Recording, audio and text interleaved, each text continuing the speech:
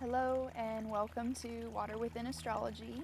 My name is Carly and we are here today to talk about the Gemini new moon that occurred on Sunday, the 14th of June. Today is Monday, the 15th, and I am just now getting to record this, and I thought I could skip it, or I thought I would go ahead and record it because better late than never, and I think it's very fitting for me to have missed this one because I have Gemini in my 12th house, so that's the blind spot of the chart. And if you're Cancer rising, you also have Gemini 12th house, so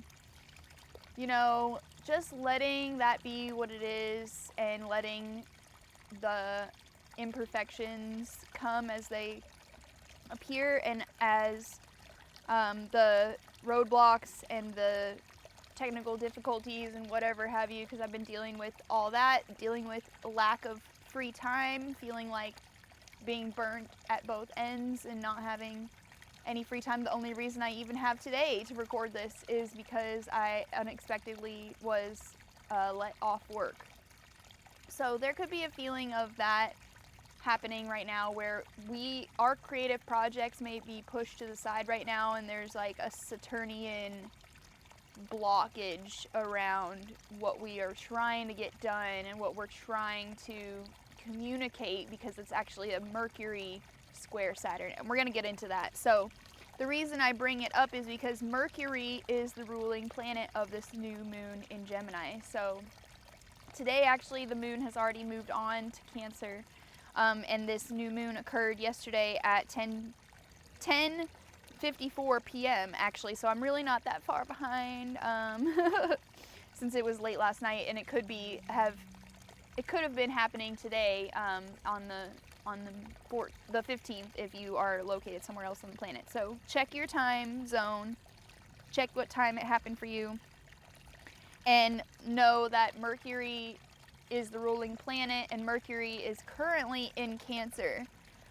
With Mercury square Saturn, Saturn is in Aries, so there's a feelings and sensitivity and compassion and motherly instincts and intuition, feminine instincts here with this Mercury in Cancer, very keen feminine instinct. And then there's Saturn in Aries, and there's a block around our aspirations, our ambitions, whatever we've been initiating, starting, whatever we've been maybe putting a lot of effort into, like been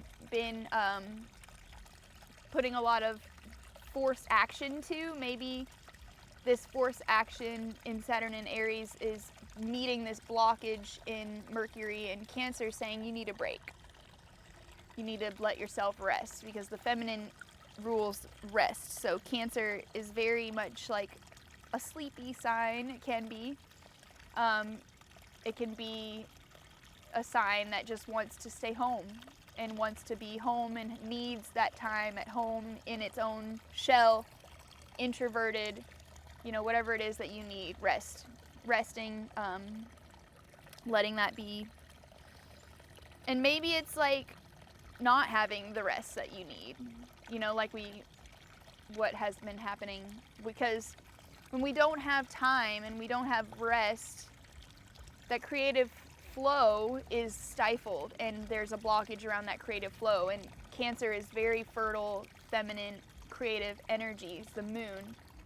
So there's a mutual reception because the moon is in Mercury's sign, Gemini, and now Mercury is in the moon sign. So that's what's called a mutual reception, which means they're supporting each other. They're able to communicate really fluidly. And that's what Cancer and Gemini both really want, is fluidity, right? Cancer's the moon, always changing. The phases are always moving, and it's teaching us about the cycles of life. And then Mercury wants to go fast because it's one of the fastest moving planets, besides the moon. Those are the two fastest. And Gemini wants to go fast, and it wants to move fluidly because it's mutable air.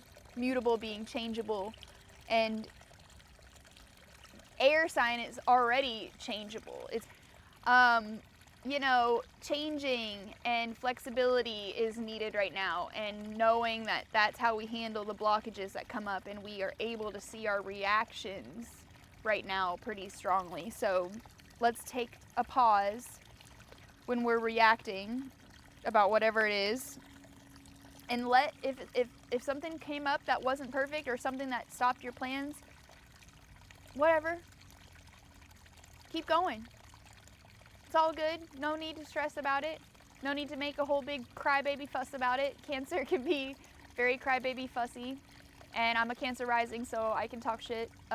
But so let's just look at that and see what's going on with us, and look at if we're feeling extra sensitive. Know that that's completely normal, especially since we also had Jupiter conjunct Venus on the 9th of June, so just a few days prior, five days or so prior to today, and that is in Cancer as well. Venus and Jupiter both in Cancer was a moment perhaps of big emotional release, big need for compassion, need for connection, need for safety, need for whatever, need for emotional intelligence, something around expanding the emotional safety, expanding the emotional landscape and capacity, perhaps, like, even if it just felt like you cried all day, knowing that is a sign that your capacity is expanding, and that you're able to hold yourself in those moments of deep grief and deep sorrow with compassion. And that's what's being taught right now. And so we also we just had that happen, so maybe we're feeling extra sensitive, and we're really able to see what's coming up, because that was a big moment on the 9th. And Mercury is also making another aspect, and so because it's the ruling planet, it's worth noting that it's also in a sextile with Mars. So it's squaring that Mars ruled Saturn, right, in Aries, but then it's making a sextile, which is an opportunistic aspect to Mars, and Mars is in Taurus. So maybe just knowing that we're being supported by this Mars in Taurus, and being told that slow and steady wins the race in whatever project or whatever situation we're dealing with, that requires maybe some more patience, right? Because Taurus is about patience, it's about self-worth, and like asking ourselves, is this something that values us? Is this something that is an actual reflection of our self-worth? Or is this something that just like we're indulging in, because Taurus can be that too? We're getting support though from this strong Mars in Taurus. Mars likes being in Taurus.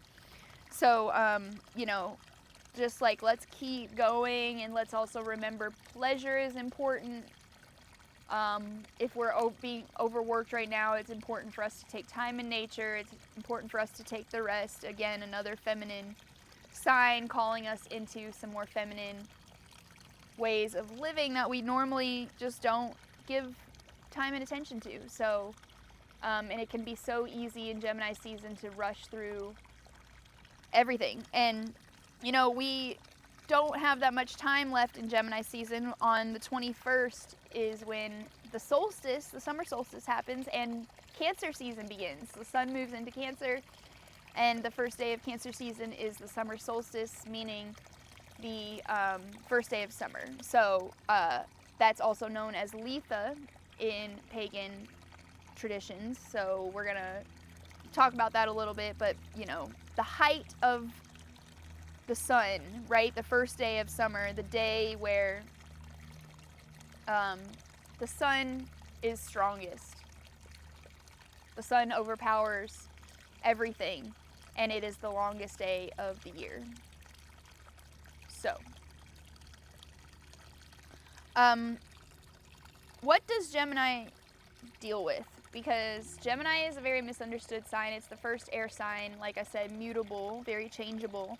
And it's got a chameleon energy to it. It's got a trickster energy to it, because Mercury is able to stay fluid between the worlds. Mercury is the only god that actually was able to travel to Mount Olympus and go down to Hades, to the underworld. And so there's this bridge-like quality to Mercury where the communication is acting as a bridge between worlds. And so that's the theme right now, where we're wanting to bridge between people, these ways of communicating. We're wanting to maybe learn how to communicate in a more intelligent way that does foster more connection and care and compassion. Mercury in Cancer.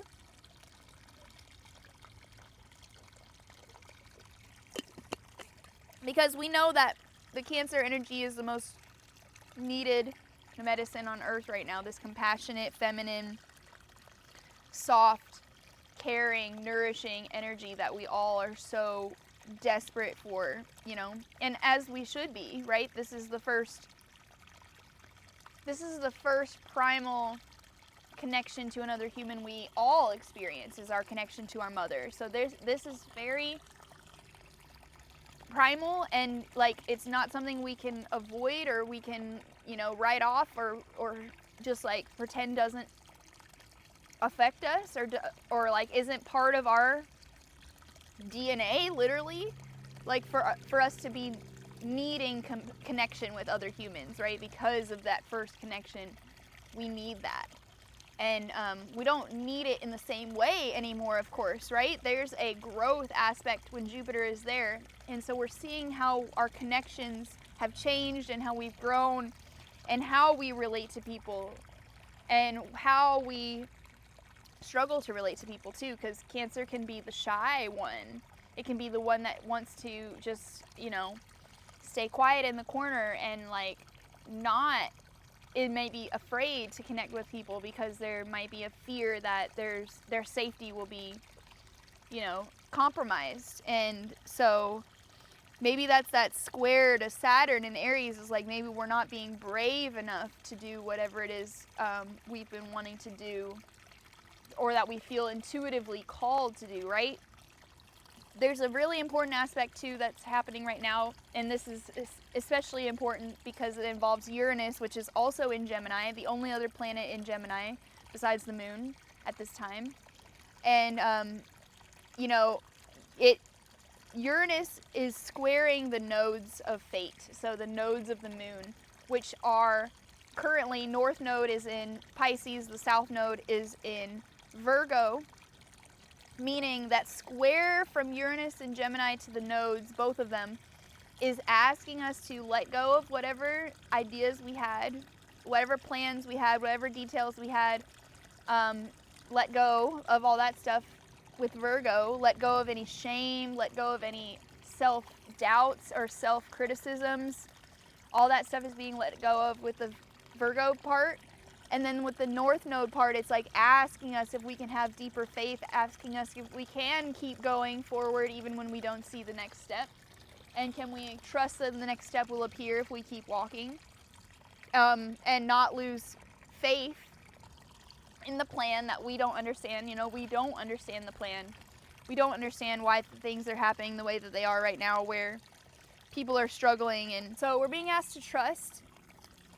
That South Node is in the other sign ruled by Mercury, that Virgo is also ruled by Mercury. So there's, you know, an extra ask to let go of the mercurial way of thinking, especially since Mercury is currently in a water sign, Cancer, the most intuitive sign. Intuition is the opposite of Gemini stuff. It's not logical. It's feeling based. It's not based in facts. It doesn't mean it's false. It doesn't mean it's, you know, can't have facts with it. It just means that's not what it's based off of. It's based on of an inner knowing and of a feeling and of a soul connection that is getting this, you know, getting these answers, getting this confirmation from source.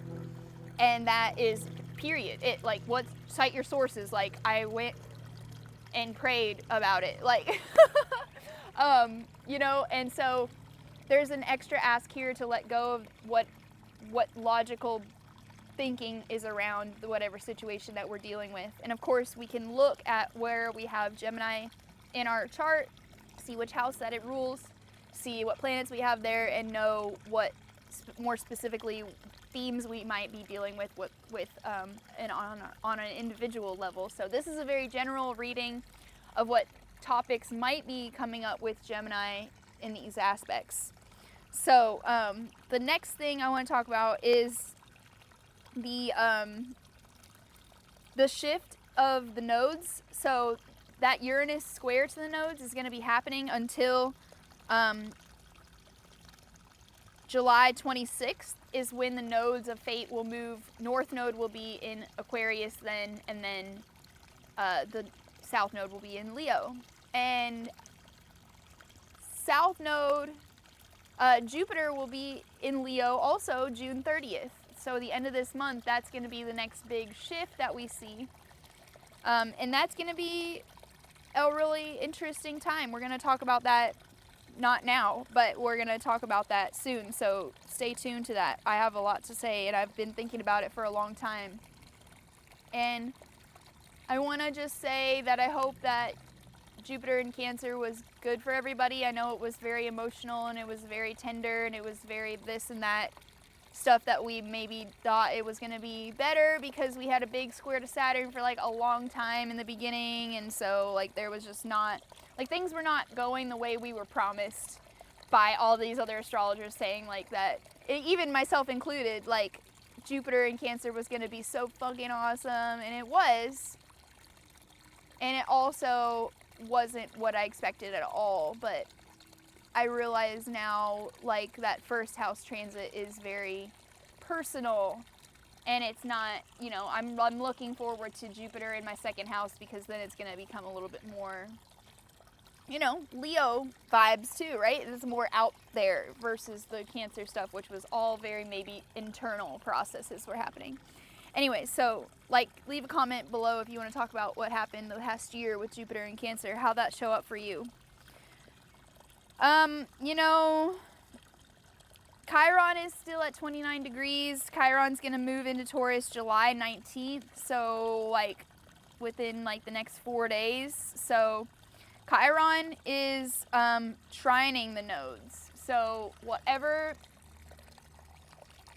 ooey gooey Aries stuff, or our abandonment wounds, our need to feel like we have to prove ourselves, our needs around like needing to know who we are and like be alone, if we need to know, like if we've learned since 2018 when Chiron first moved into Aries, we're learning about what it means to relate to ourselves in a different way, and we're noticing if we need more alone time or if we don't, and we're realizing that self-care is not selfish, you know, like self-care is actually something none of us have been taught, and we've all been taught to be selfless, and we've been taught that that is what's virtuous, and so there's a wound around the self and around, like, you know, that's what we've been dealing with for the past, however many years, since 2018, 8 years. And, yeah, so looking at that, and we're going to have Chiron back in Aries come September, so it's just going to be like a little preview of it in Taurus. We're going to see what that's going to bring, you know. The wound of the Earth Mother. Wonder what's going to happen there.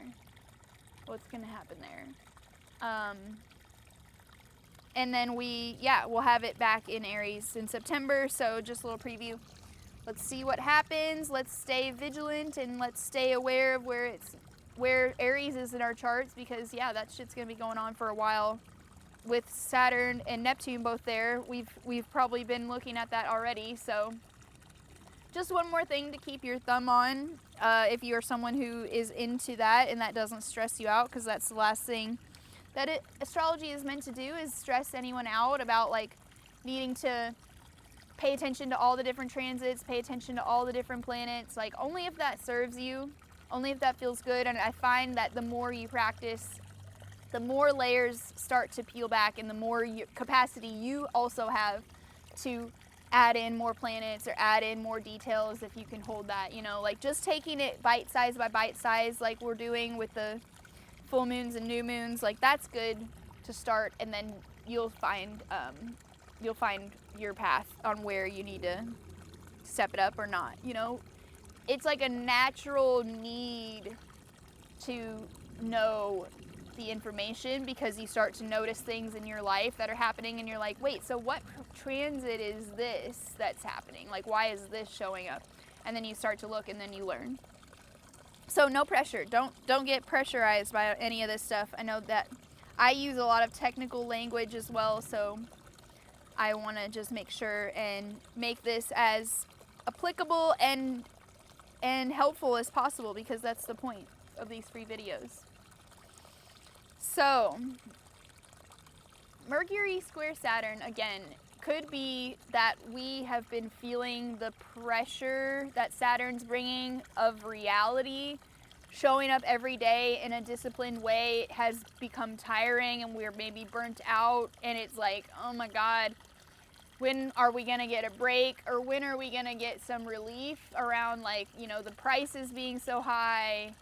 You know, that's gonna be Chiron Taurus territory too, like money problems, like all of our wounds around abundance.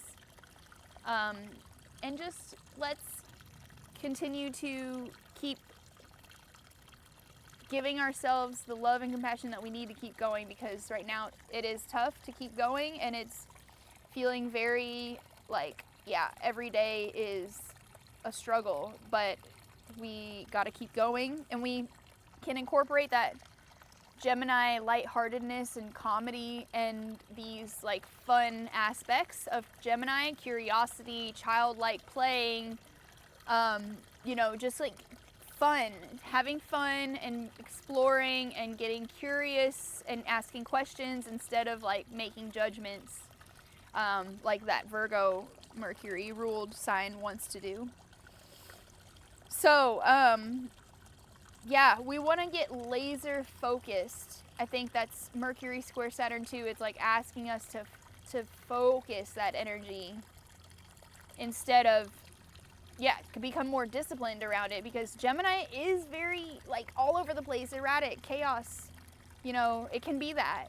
It can be the child that's just like asking question after question after question and never getting anywhere, never absorbing the information either. Just asking questions to ask questions, to like be a nuisance, or to be that trickster, or to just to like have their own cosmic joke about like being annoying or something, you know, like Gemini shit. Y'all know how it is. You got Geminis in your life, you probably know how it is. They're just like menaces. But like we love them for it, right? Like they keep it fresh, they keep it fun, they keep it, you know. And we need that right now. We need that fun. We need to remember that fun, like that square to Saturn is like, oh, reality is so heavy and stupid, like, bleh. And it can be like a violent act. Like this awareness of reality can feel like a violent act on our psyches, and it's like, ugh, and on our hearts, like, ugh, and yeah. So there's maybe a lot of that. I definitely am feeling that, and so yeah. There's a lot coming up in July. I really am like so tempted to go ahead and talk about it, but I'm gonna wait because I think this one is shorter and sweeter.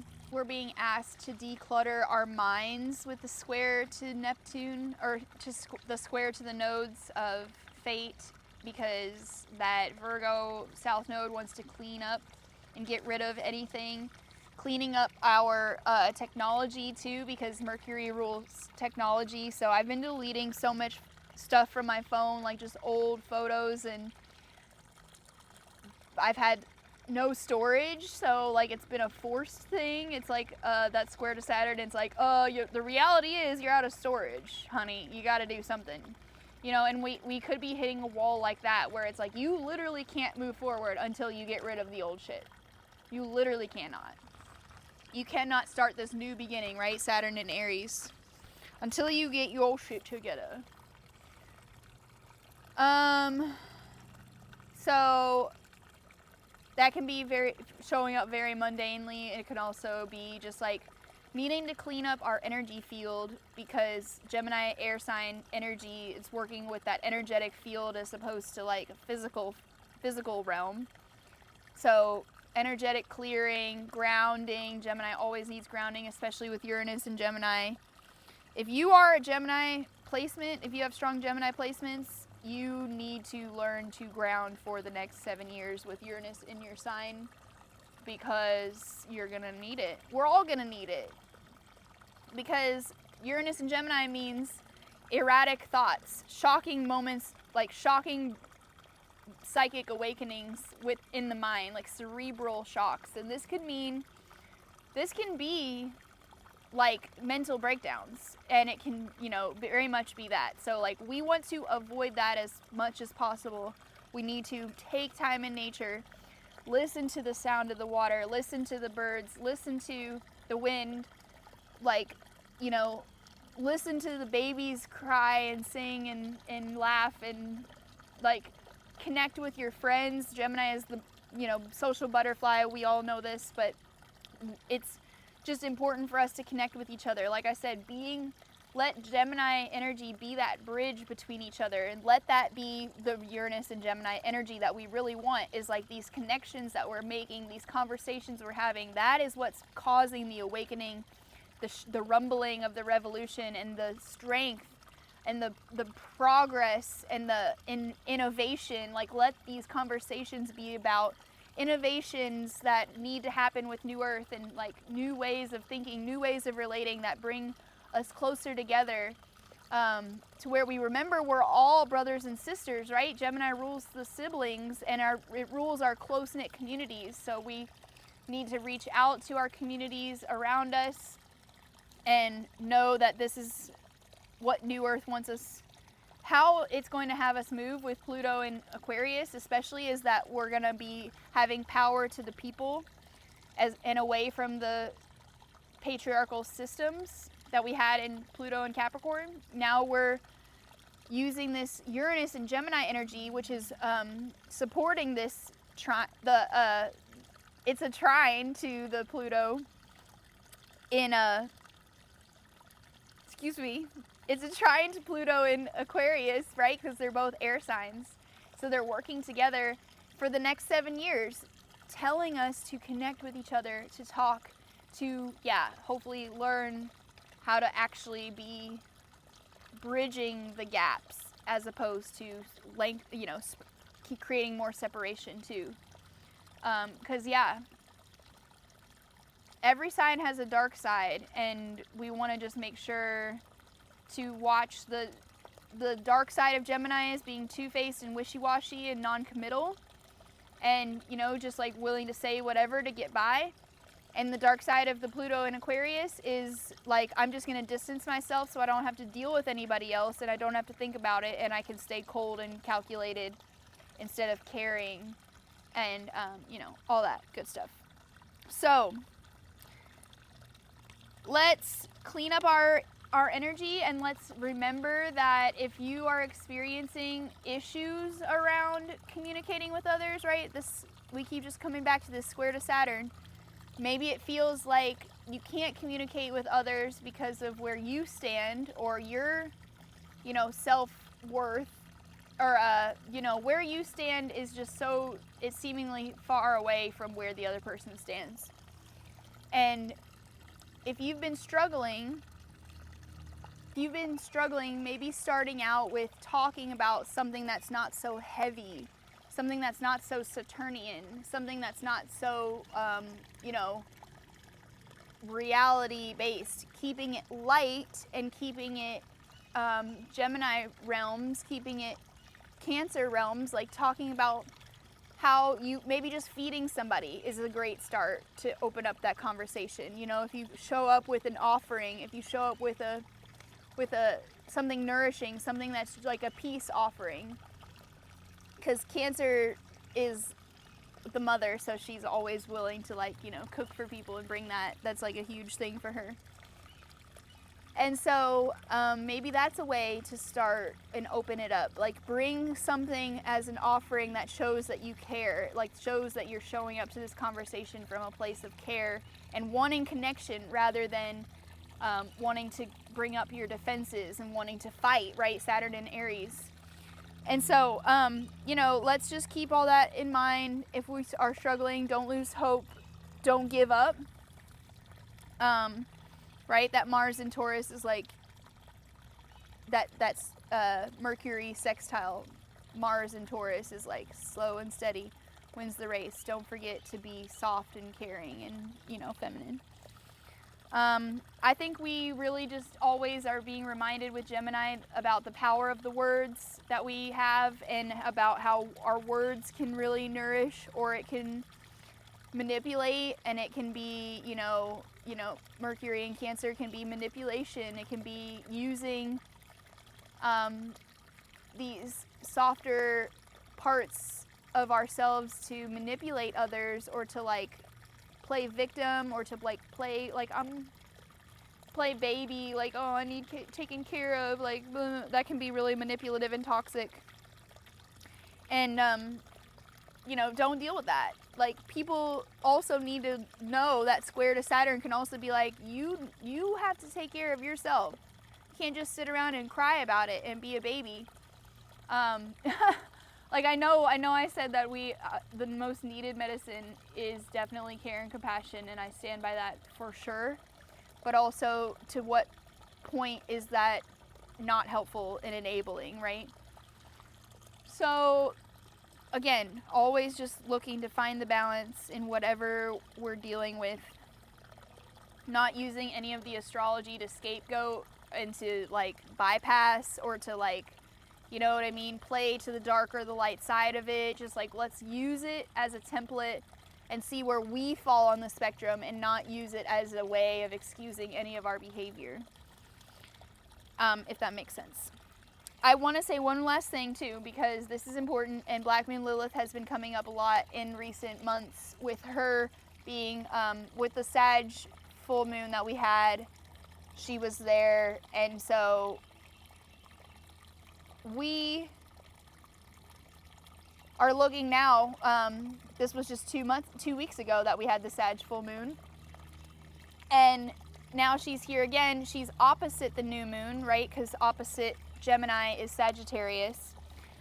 That that new moon, sun and moon together, 24 degrees of Gemini opposing Black Moon Lilith in Sagittarius at 19 degrees, so 5 degrees off, but still in opposition. There's a feminine, a wounded feminine, dark feminine, Black Moon Lilith here.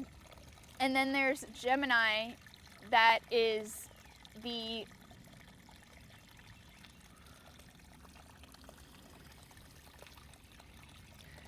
it's a standoff between the way the feminine has been told to be subservient by our conditionings, our social conditionings, Gemini stuff.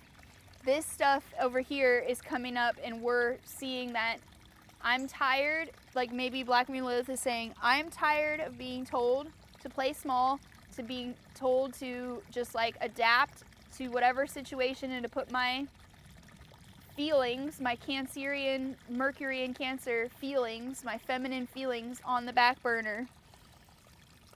And then this rage, right? She's in Sag. She's in this fiery Sagittarius, you know, sign that is angry and is understanding that the truth must come out, right? Like, opinions and truth is Gemini and Sagittarius. Opinions is Gemini.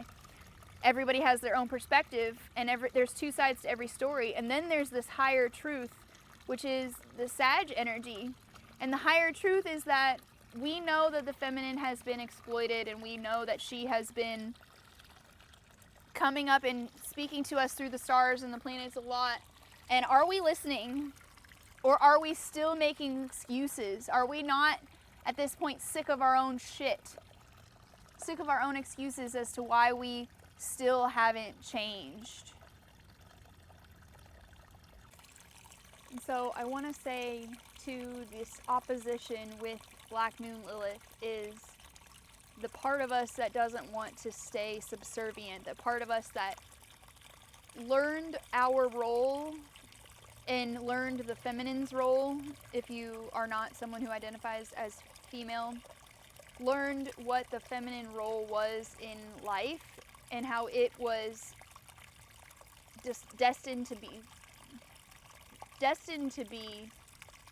subservient to men, right? This was what we were handed as we came into this world and it came into this conditioning. We were told that the feminine aspects of life are second to the masculine aspects. So you're going to be expected to work, to earn, to prove yourself, to defend, to do all this masculine stuff, and then to rest comes second.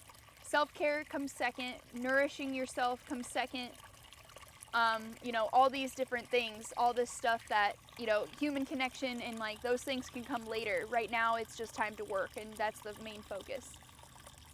That has hurt us, and that has taken time. It has taken its toll over time on the psyche, right? The mental well-being, and we become so conditioned to that we don't realize that it's running in the background. And we make excuses, right? We have these like background programs running that make excuses that are just like second nature to us, to make excuses as to why we haven't taken care of ourselves, or make excuses why we haven't made the best choices in our self-care or whatever. And we logic ourselves into thinking, we create some crazy logic to make us think that it's okay, and then the logic doesn't stand up.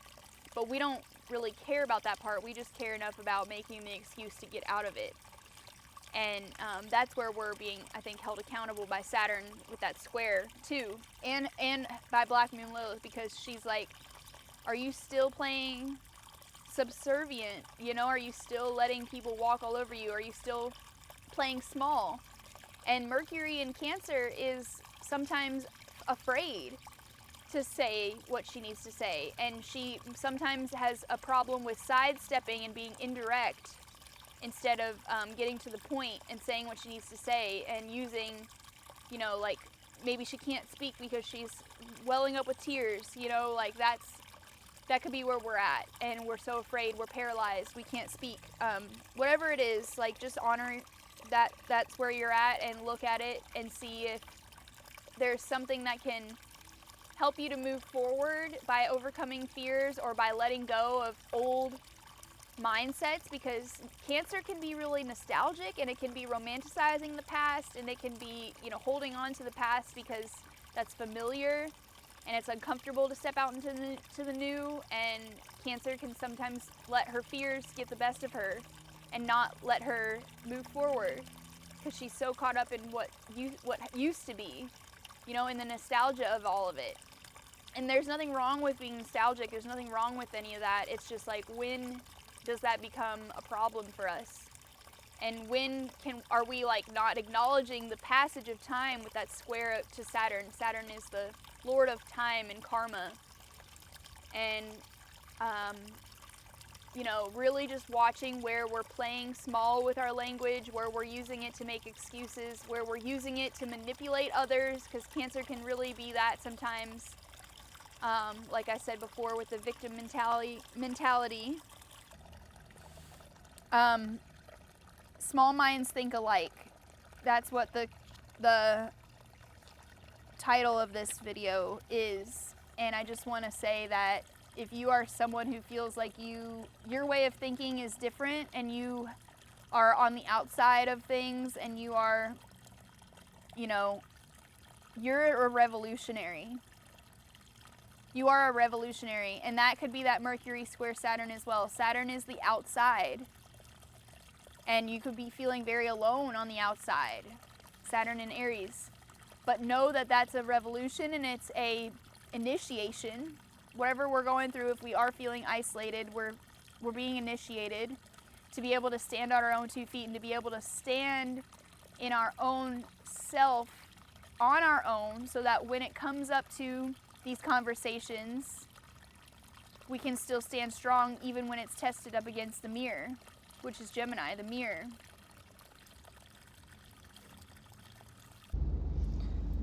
So one of the biggest gifts that Gemini gives us is the ability to have options and to remember that we have options and that we can take the blinders off of whatever we're seeing that might be tunnel visioned, and that might be, you know, a closed-minded perspective, because Gemini can sometimes be closed-minded.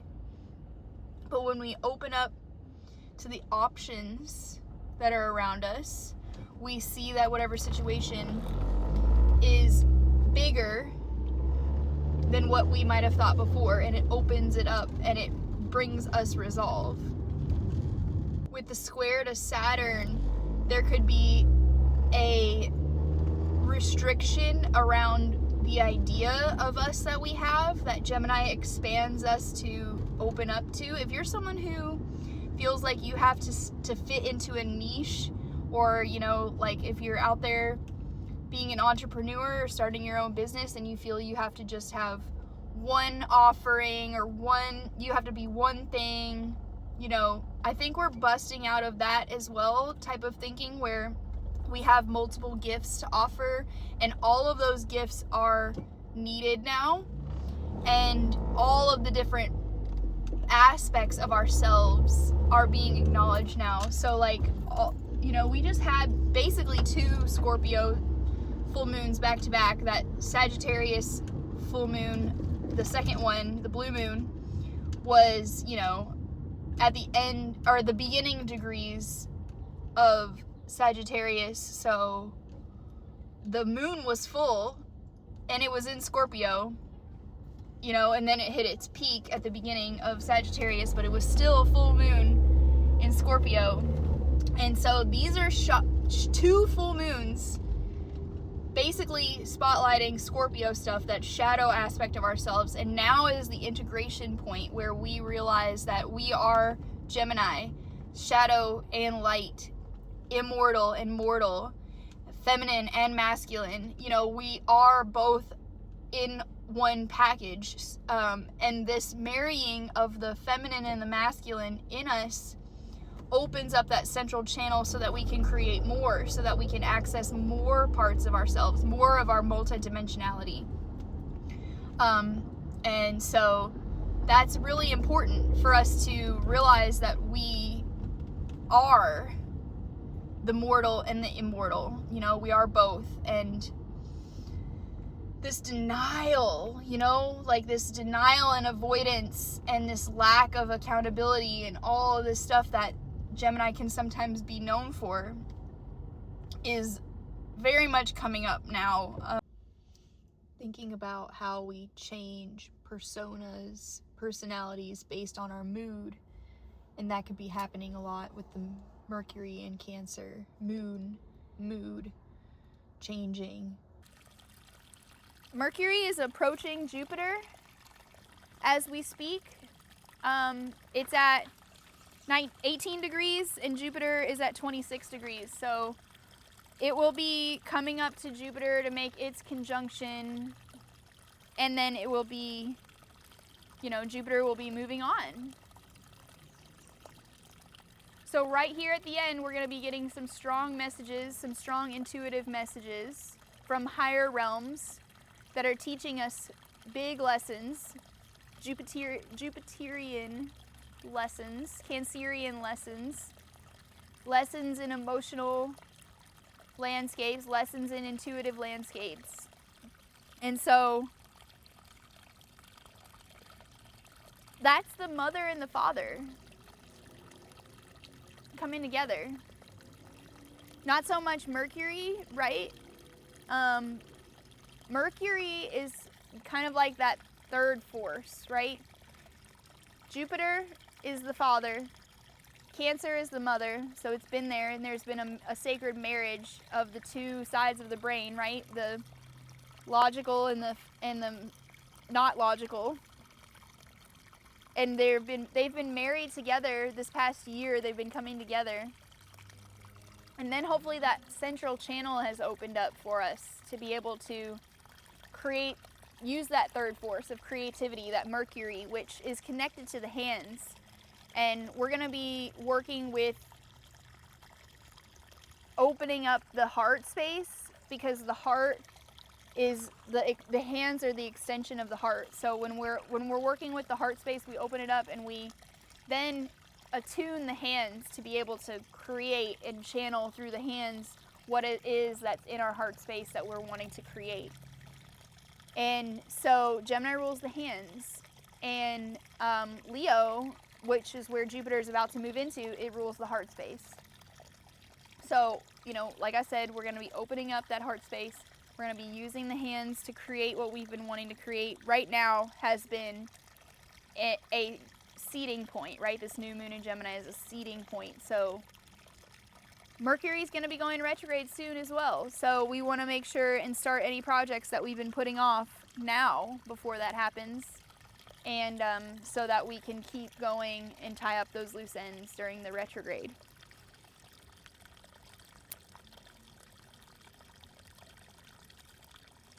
Mercury's coming up to that sensitive place, right? This like super sensitive end of the journey of Cancer, the last degrees of Cancer where Jupiter's hanging out. And it's like this sensitive place, this super sensitive place that Mercury, the mind, goes to. But Jupiter's there to meet you like a protective father in the sign of the mother, like this compassionate father that's holding us and teaching us the lessons with grace and with compassion. So this month has been really pushing our growing edges, and we've been starting to come out of our little crab shells, and we are learning so much. We're getting massive downloads. What can I say? That's where we're at, and I'm here with you. And if there's any confusion right now, know that's normal too. Okay, so I have my Energy Oracle deck. That is what we're going to use today. Always go to this deck for air sign energy. Alright. What card do we need for this Gemini new moon reading here on YouTube? With some people coming to walk. Deceit. You know, the symbol of Mercury looks like a little devil. It's a circle with a cross on the bottom that looks like the little body. And then there's like a little crescent moon pointing upwards on the top of the circle that looks like little devil horns. And Mercury, like I said, is that chameleon energy. There's some deceit. Not everything is what it seems. You know, we know that by now. Think for yourself is so important. You know, when we balance those two energies, the feminine and masculine, the logical and the artistic, we then are able to open up that central channel, and we're able to move into the prefrontal cortex, which is actually cognitive thinking, instead of just living in the monkey mind, which is food, sex, sleep, fight. You know, we're moving out of that type of thinking. We're moving out of survival and into thriving and into forward motion, into more innovation, more progressive conversation. Just like, don't be deceived. Use your discernment so strongly with that square to the nodes, because the North Node in Pisces is full of illusions, and the South Node in Virgo is maybe we're not using the discernment we should be around situations, and maybe you know, when we throw out that logical part of our thinking, that's not good. So thank you all so much for being here. We'll see you in 2 weeks.